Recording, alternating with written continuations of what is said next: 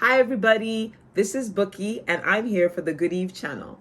And today I'm going to be talking with you about the 5 biggest money mistakes to avoid this year.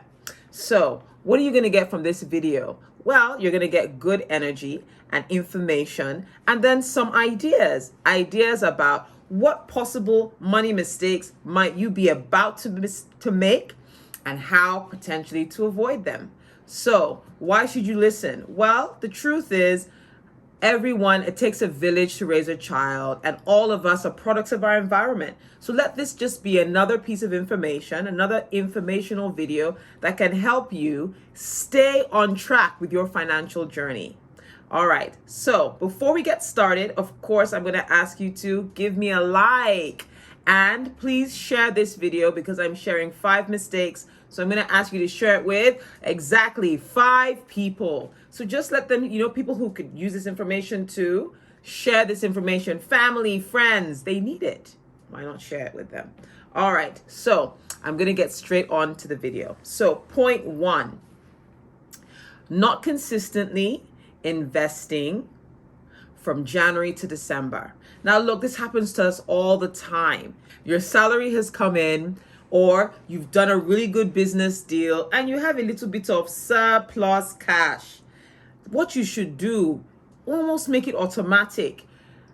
Invest this money. Already have a plan for your investments this year. So is it going into stock? Do you have your list of 5, 6, 7, 10 blue chip stocks you want to invest in? Do you have your list of maybe 2, 3 different types of mutual funds you want to invest in? Please, if you do, immediately you get the money before you start paying for expenses, before you start flying out on trips and just treating yourself. Make sure you write a check, you do a transfer, and send that money off to your investment partner. So whether it's an investment firm or a bank, put your money away immediately. One of the secrets are being consistent. So don't make that mistake this year. This year, don't make the mistake of not being consistent. January, put money away. February, keep it going. March, April, May, until the end of the year. Every month, without fail, make sure you make it a priority to put this money, invest it away. So make sure you have a plan for where you're going to put the money, and immediately it comes, you call that account officer, I'm sending something to you, please put it to work. This year is going to be different. All right. So a second money mistake to avoid this year is not building new income streams. I know that job you have is stressful. That commute is hellish. You're exhausted. Even just thinking about it. Please, I can't come and die. I want to rest. I know. But can I tell you something? A lot of times the mistake that people make about getting an additional stream of income is they think it has to be something that's such a large departure from what they do every day. Look around you. What thing annoys you? Just take your day, just review your day with a critical mind for 7 days. What things keep giving you pain? Keep annoying you, irritating you, and then you just keep asking, I wish I could pay for a service like this. That's your business opportunity. So for instance, if you're a mom and you're like, look, I wish there was just a service where, maybe after school, they could help me pick up my children and bring them to my office and keep them busy. Maybe that's a business you can put in place. Maybe you have the infrastructure for it. If you're saying, look, I wish there was a place where, I could, food is always a problem for different people. I wish there was a service where, my children's meals, I don't even want them in bulk. I want them ready to eat, delivered. I don't want to get home and start warming food. Maybe that's a service you can think about providing. You hire a cook that can cook very well. They're preparing these hot meals in your kitchen. And if you live, for instance, in an estate or in close proximity to certain estates, all you need is a dispatch person. Food is ready. I mean, that's kind of cheesy, but it works, right? Food is ready. They know 6 o'clock your dispatch people start going out, or 5 o'clock, and they deliver these meals hot and fresh, maybe in coolers or something, so that all they do is from delivery to the table, people eat, and if it's a problem for you and that I've sat down and I know at least 10 other people have this problem, that is your business opportunity. You start it small, bit by bit, and then you begin to scale it. People sometimes just think, I have to come up with a Flutterwave idea, or I have to come up with a pay stack idea. No. You don't need to do that.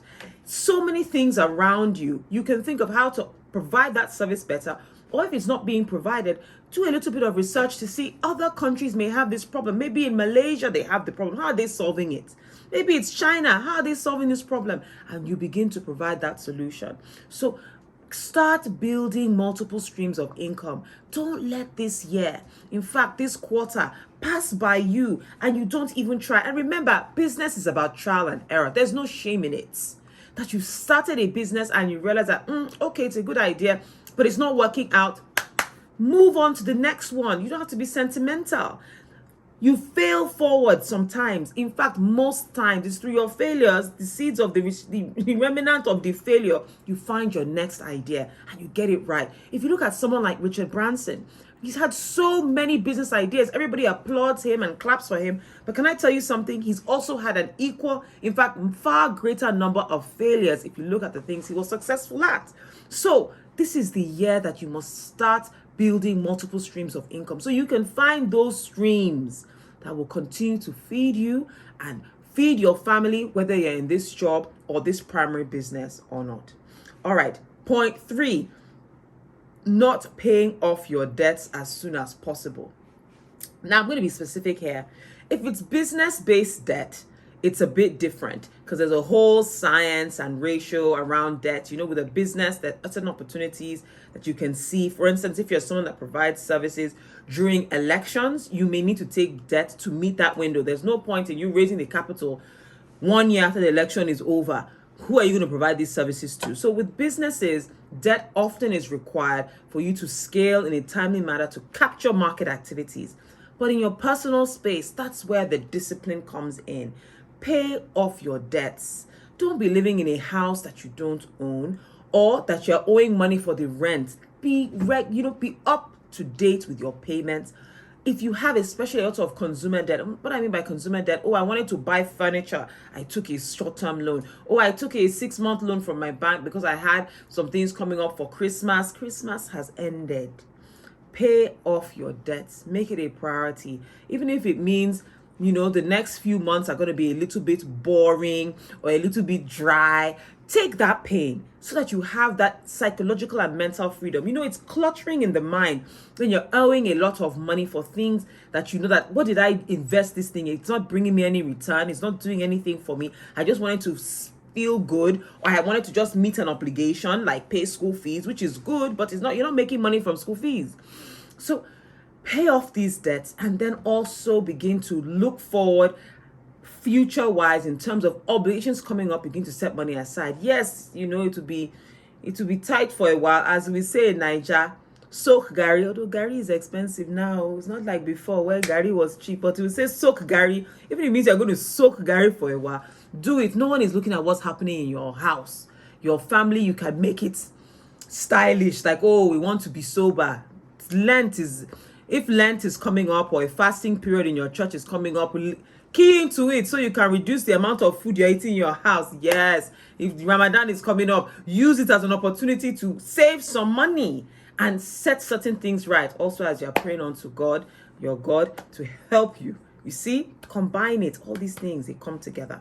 All right. So point number 4, this is a 4th mistake we're not going to make. We're going to avoid it this year.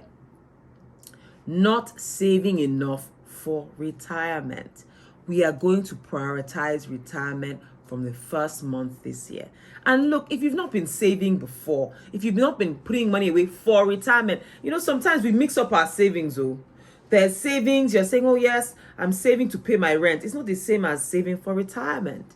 Retirement means if today you're 27, you're putting money away for your 70-year-old self 40 years from now. Do you know what it means to put away money that you have no plan of touching for 40 years? Let me let you think about it. 40 years. That is what you need to be thinking about now. And if you've not started, you know what? Ideally, you want to do no less than 20% with this figure of what you're earning today. And as your earnings increase, you keep increasing that 20%. So if you're earning 100,000 naira today and next year you're earning 200,000, 20% of that amount is fixed. But you know what? If you can start with 5%, it's all right. Start and be consistent. Start and keep it up, and don't take from it. Please don't take from it. Sometimes people look at those savings, they feel so good at, okay, the money is growing, it's growing, it's growing, it's growing. And the next thing they start to dream, oh, I want to buy a car. That's a different saving spot. Create a saving spot for the car you want to buy. Retirement is for your 70-year-old self. And don't you dare tell me that, how do I know I'll be alive when I'm 70? You will be alive. We are working towards you'll be alive. Life expectancy is going up every day. At the rate things are going, I feel almost all of us will live to 100. So you need to have a good plan, because when you're 100, you can't be doing all the running around you're doing now, right? So this year, let's not make that mistake. Don't make the mistake of not saving enough for retirement consistently. All right, now we're on to the final point. And the fifth money mistake we're not going to make this year is not learning and not building your knowledge base about money and investments. What does that mean? When was the last time you read a book? I didn't say an article. I didn't say you watched a Good Eve video.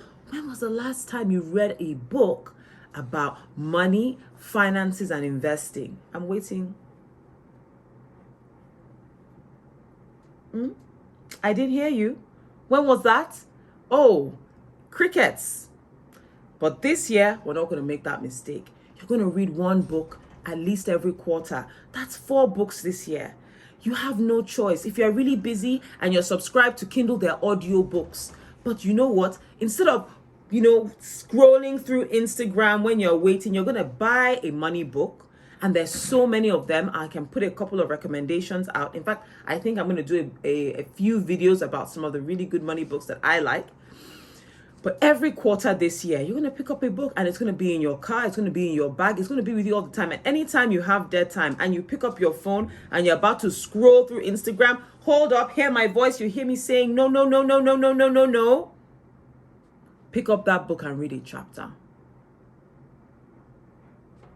Before you know it, you're building your money knowledge. You're building your mindset knowledge. You're understanding the mindset about becoming wealthy and building wealth. And it's a source of encouragement, deep encouragement, to continue reminding you to stay the course. I know it's not easy. And that's why you have to continue to feed your mind, feed your spirit, feed your motivation, your emotions, the right type of fuel to take you the full distance. So that's it for me today. And you know what I always say, please stay humble and learn. Bye for now.